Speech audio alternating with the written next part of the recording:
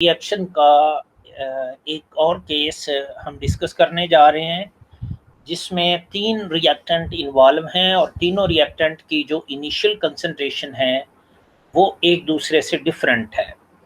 हम सपोज करते हैं कि ये ए, बी और सी ये कोई 3 रिएक्टेंट हैं जो प्रोडक्ट पी में जा रहे हैं और T0 पर ए की जो इनिशियल कंसंट्रेशन है वो स्मॉल ए है, बी की इनिशियल कंसंट्रेशन स्मॉल बी है और सी की इनिशियल कंसंट्रेशन स्मॉल सी है, जबकि प्रोडक्ट की इनिशियल कंसंट्रेशन 0 है। अब ये रिएक्टेंट कंज्यूम हो रहे हैं तो रिएक्टेंट की जो कंसंट्रेशन है वो with the passage of time decrease करेगी और हर एक रिएक्टेंट की जो कंसंट्रेशन है वो डिक्रीज होगी, क्योंकि ए का 1 मोल बी के 1 मोल के साथ रिएक्ट करके ए, बी और सी तीनों का एक एक मोल एक दूसरे के साथ रिएक्ट करके प्रोडक्ट के 1 मोल में सपोज कन्वर्ट हो रहा है। तो ए की जो अवेलेबल कंसंट्रेशन है एट एनी टाइम टी वो ए माइनस एक्स होगी, बी की available concentration B minus X होगी, जबकि सी की available concentration C minus X होगी, जबकि जो प्रोडक्ट है उसकी अवेलेबल कंसंट्रेशन एक्स होगी। तो इस रिएक्शन के लिए अगर आप रेट लॉ एक्सप्रेशन लिखते हैं तो ये थर्ड ऑर्डर रिएक्शन है, order of reaction with respect to A भी 1 है, order of reaction with respect to B 1 है, order of reaction with respect to C 1 है। So rate of reaction will be equal to a rate constant and available concentration of A raised to power 1, available concentration of B raised to power 1, available concentration of C raised to power 1। ये dx over dt rate of reaction है in term of rate of formation of product और इसके unit mole पर DM cube पर second है, जबकि ये जो k है ये रेट कांस्टेंट है और ये थर्ड ऑर्डर रेट कांस्टेंट कहलाएगा और इसकी डेफिनेशन यहीं से निकाली जा सकती है।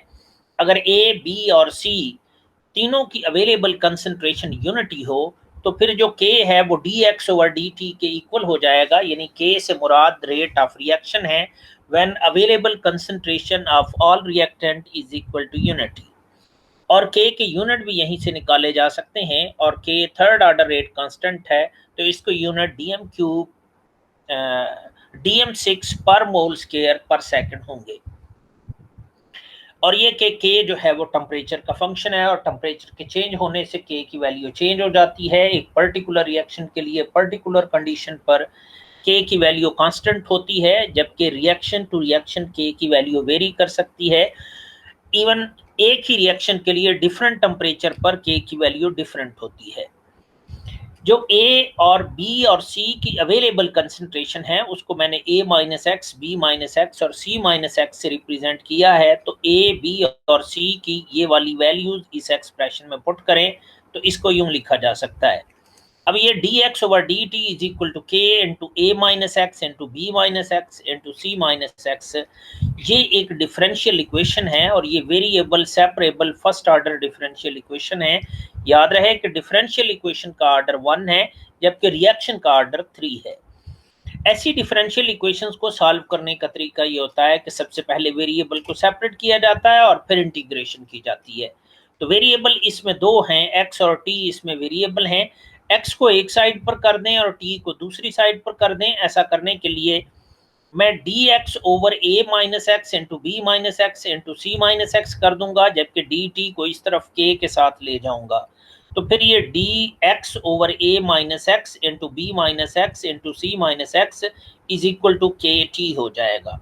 इसको आपने इंटीग्रेट करना है, यानी दोनों तरफ मैंने इंटेग्रल का जो साइन है इंटीग्रेशन का वो मैंने अप्लाई कर दिया है। अब इसको इंटीग्रेट करना आसान है और आप जानते हैं कि अगर इंटीग्रल ऑफ dx हो तो आंसर x होता है प्लस कांस्टेंट ऑफ इंटीग्रेशन होता है। जबकि इस को इंटीग्रेट करने के लिए हम मैथमेटिक्स की एक टेक्निक यूज करते हैं जिसको पार्शियल फ्रैक्शन कहा जाता है। पार्शियल फ्रैक्शन में यूं किया जाता है कि ये जो फंक्शन होता है उसकी फ्रैक्शन बना ली जाती हैं। फॉर एग्जांपल ये 1 over a minus X into B minus X into C minus X है, इसकी अगर आप फ्रैक्शन बनाएं तो ये a over a minus X plus b over b minus X plus c over c minus X बनेंगी।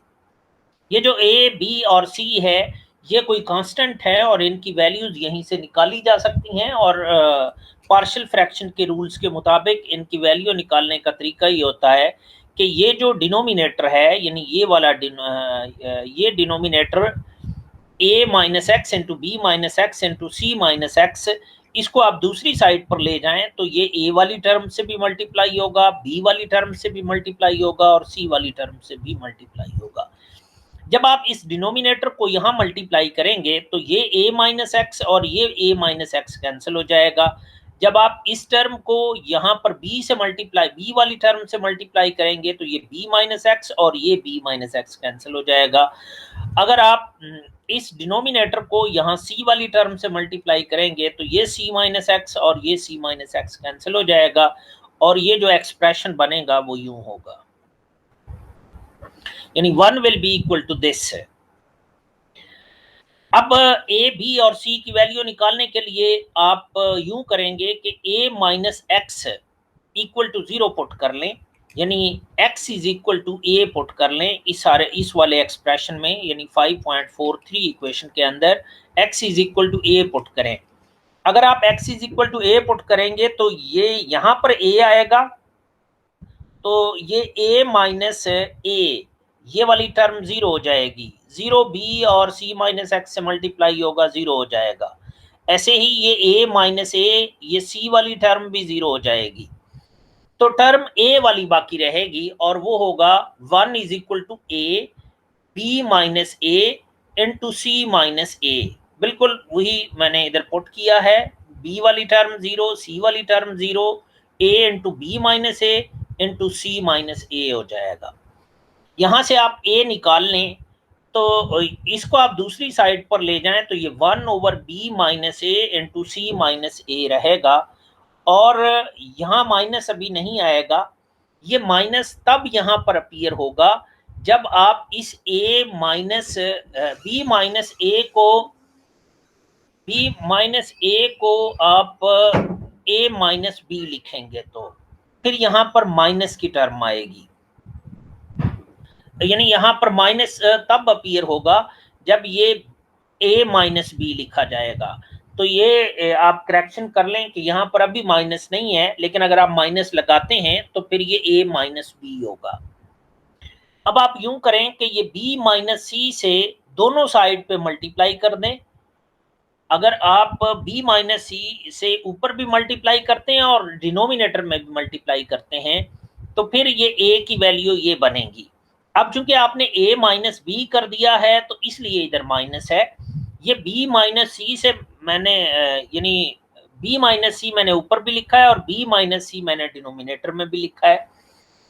अब मैंने denominator a minus B into B minus C into C minus A कर दिया है। मैंने b माइनस सी से multiply और divide क्यों किया है ये मैं आगे चलकर आपको बताता हूं। सिमिलरली आप उस ऊपर वाले एक्सप्रेशन में b minus X equal to 0 put कर लें, यानी x is equal to b put कर लें। कौन से वाले एक्सप्रेशन में? मैं इस एक्सप्रेशन की बात कर रहा हूं 5.43 की। इसमें अगर आप b minus X equal to 0 put करेंगे तो ये वाली टर्म 0 हो जाएगी और ये वाली टर्म 0 हो जाएगी, b वाली टर्म बाकी रहेगी, तो ये a 0 और c 0, तो ये b into A minus B into C minus B रहेगा। इसको आप सिंप्लीफाई करके b की वैल्यू निकाल लें तो ये प्रोडक्ट जब दूसरी साइड पर ले जाएंगे तो ये डिनोमिनेटर में आ जाएगा, यानी 1 over a minus B into C minus B. अगर आप c माइनस बी को b माइनस सी लिखेंगे तो फिर इधर माइनस अपीयर होगा, यानी ये माइनस तभी अपीयर होगा जब ये b माइनस सी लिखा जाएगा। अब आप c माइनस ए से दोनों साइड यानी ऊपर भी c माइनस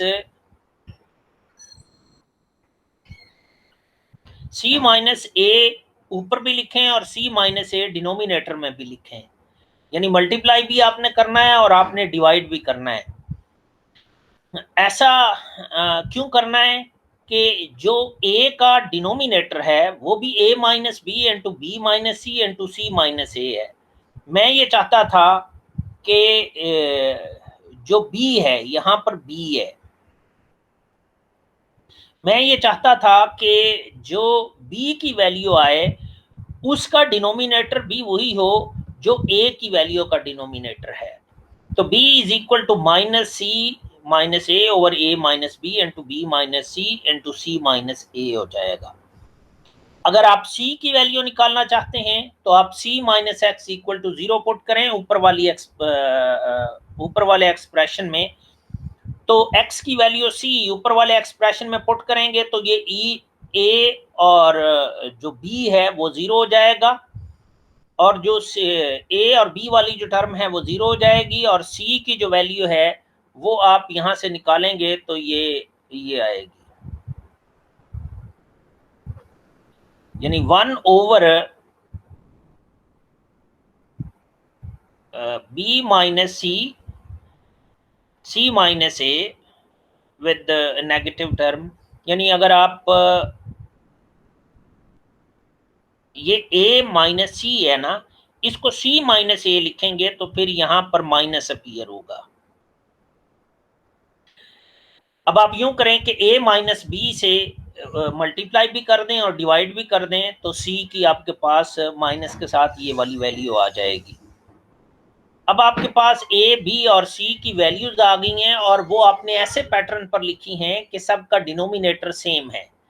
अब जो a b और c की वैल्यूज हैं वो आप जहां आपने फ्रैक्शन बनाए थे वहां पर a b और c की वैल्यूज पुट कर दें। यानी a की वैल्यू आप पुट करेंगे, b की वैल्यू आप पुट करेंगे और c की वैल्यू आप पुट करेंगे। सबकी जो वैल्यू थी वो नेगेटिव थी, इसलिए इधर माइनस का साइन आया। जहां आपने फ्रैक्शन बनाई थी a b और c लिखा था, वहां पर जो a b और c की वैल्यूज आपने निकाली हैं वो आपने पुट कर दी हैं। जब ये वैल्यू आप इस एक्सप्रेशन में पुट कर देंगे तो आपने नोट किया कि सबका डिनोमिनेटर सेम है, और अगर सबका डिनोमिनेटर सेम है तो फिर 1 over a minus B into B minus C into C minus A को कॉमन लिया जा सकता है। तो इन यहाँ से 1 over a minus B, B minus C and C minus A को आप कॉमन ले लें तो इसको यूं लिखा जा सकता है। हमें दरअसल इस फंक्शन का इंटेग्रल चाहिए था। आपको याद होगा कि जब मैंने वेरिएबल सेपरेट किए थे और मैंने इंटीग्रेशन डिफरेंशियल इक्वेशन को सॉल्व करना चाहा था तो मैंने इसका इंटेग्रल लिया था।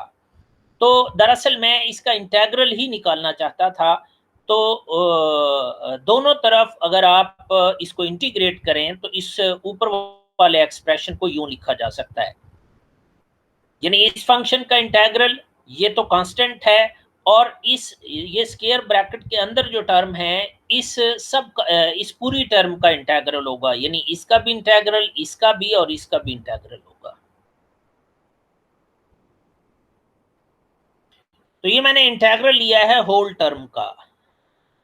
तो ये दरअसल इंटेग्रल अगर आप इंडिविजुअल लेते हैं तो ये 1 over a minus B, B minus C, C minus A, ये तो कांस्टेंट है, इसको मैंने इधर डिनोमिनेटर में लिख दिया है।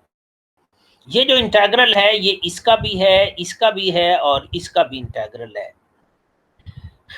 तो ये जो माइनस था इधर माइनस नहीं होना चाहिए, इधर प्लस है। ये वाला जो माइनस है, ये वाला माइनस, ये मैंने अंदर लिखा है, -1 कर दिया है। ये b माइनस सी कांस्टेंट है, इसको इंटेग्रल की आउटसाइड पर लिखेंगे, और ये integral of -1 over a minus X into D x होगा। ये मैंने c माइनस ए को इंटेग्रल की आउटसाइड पर लिखा है, ये वाला माइनस मैंने अंदर लिखा है और इसका इंटेग्रल लिया है। ये a माइनस बी मैंने आउटसाइड पर लिखा है क्योंकि कांस्टेंट है, और ये 1 ओवर c माइनस एक्स का इंटेग्रल लेना था, लेकिन ये वाला माइनस मैंने इधर अंदर लिखा है। हमने ये -1 हर एक टर्म में अंदर क्यों लिखा है, इसको a minus B, C minus A और b माइनस सी के साथ क्यों नहीं लिखा? उसकी रीजन ये है कि हम ये चाहते हैं कि नीचे वाले फंक्शन का जो डेरिवेटिव है वो उसके ऊपर मौजूद हो, यानी a माइनस एक्स का डेरिवेटिव -1 है वो इसके ऊपर मौजूद होना चाहिए, b माइनस एक्स का डेरिवेटिव भी -1 है वो इसके ऊपर मौजूद होना चाहिए, c माइनस एक्स का डेरिवेटिव भी -1 है और वो इसके ऊपर मौजूद होना चाहिए। हम इंटीग्रेशन का ये रूल जानते हैं कि अगर नीचे वाले फंक्शन का डेरिवेटिव उसके ऊपर मौजूद हो तो उसको इंटीग्रेट करते वक्त डिनोमिनेटर का नेचुरल लॉग लिखते हैं। तो यहाँ माइनस नहीं आएगा, मैं आपको बता चुका हूँ, ये आप करेक्शन कर लें। ये b minus C into log of a minus X आएगा, ये c minus A into log of b minus X आएगा, ये a माइनस बी और डिनोमिनेटर का natural log c minus X आएगा। मैंने आपको बताया था कि जब भी इंटीग्रेशन करते हैं तो कांस्टेंट ऑफ इंटीग्रेशन अपीयर होता है और वो दोनों साइडों पे ऑफ कोर्स अपीयर होगा, लेकिन हम सिर्फ एक साइड पर लगाएंगे क्योंकि कांस्टेंट को अगर आप दूसरी साइड पर ले जाएंगे तो कांस्टेंट माइनस कांस्टेंट भी एक कांस्टेंट होगा। इसका इंटीग्रल आप जानते हैं कि के टी आएगा प्लस कांस्टेंट ऑफ इंटीग्रेशन सी आएगा। सी की वैल्यू निकालने के लिए आप जानते हैं कि हम इनिशियल कंडीशन यूज करते हैं और इनिशियल कंडीशन ये हैं कि जब टी की वैल्यू 0 होगी तब रिएक्टेंट की वो कंसंट्रेशन जो प्रोडक्ट में कन्वर्ट हुई है वो भी 0 होगी, यानी एक्स की वैल्यू 0 होगी। टी 0 तो एक्स 0, ये वाली कंडीशन आप इस पर अप्लाई कर दें। जहां x है वहां 0 कर दें, जहां t है वहां 0 कर दें। तो ये t 0 तो ये वाली टर्म 0, c रहेगा इधर, और इधर x जहां जहां है वहां 0 कर दें, तो फिर ये वाला एक्सप्रेशन बनेगा और यहाँ माइनस नहीं प्लस आएगा। इसको आप सिंप्लीफाई करें तो ये यहाँ पर प्लस होगा और c की ये वाली वैल्यू आएगी। c की वैल्यू आपने निकाल ली है, c की ये वैल्यू इस वाले एक्सप्रेशन में यहाँ पर पुट कर दें और इसको सिंप्लीफाई कर लें। c की वैल्यू आपने उधर पुट कर दी है, यहाँ माइनस नहीं है, यहाँ भी माइनस नहीं है, यहाँ भी नहीं है, यानी ये प्लस ही होगा थ्रू आउट, ये आप करेक्शन कर लेंगे। c की वैल्यू आपने पुट कर ली है, इसको आप फर्दर सिंप्लीफाई करें, यानी के टी को इधर रहने दें और ये सी की वैल्यू वाली जो टर्म है उसको आप दूसरी साइड पर ले जाएं, तो ये प्लस से माइनस हो जाएगी।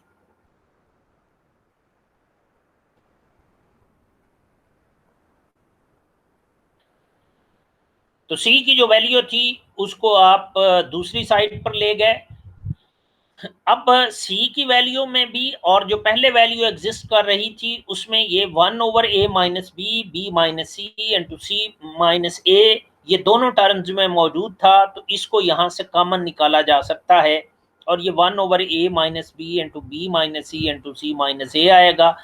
जो बाकी रहेगा वो आप इधर लिख लेते हैं, ये plus B minus C into log of A minus X आएगा, plus C minus A into log of B minus X आएगा, plus A minus B into log of C minus X आएगा। ये माइनस वाली term इधर आएगी, ये minus नहीं है, यहाँ प्लस है, तो ये माइनस अगर आप अंदर मल्टीप्लाई करेंगे तो ये भी माइनस, ये भी माइनस, ये भी माइनस, ये सारी जो टर्म्स हैं वो अल्टीमेटली माइनस हो जाएंगी, यानी ये वाली वैल्यूज आ जाएंगी, यहाँ भी माइनस है। इसमें भी आप देखेंगे तो बहुत सारे यानी कोई से दो फैक्टर एक दूसरे के साथ कॉमन होंगे। मसलन ये b minus C into log of A minus X और ये b minus C into log of A, ये माइनस है यहाँ पर, तो इस पर आप लॉग फार्मूला अप्लाई करें और इसको सिंप्लीफाई कर दें। ऐसे ही अगली टर्म पर भी लॉग फार्मूला अप्लाई करें, यानी जो log of A minus log B होता है वो लॉग ए ओवर बी होता है, तो ये वाला फार्मूला अप्लाई करके आप इसको सिंप्लीफाई करें तो ये जो अल्टीमेट एक्सप्रेशन बनेगा वो ये आएगा। यानी आपने यूं किया है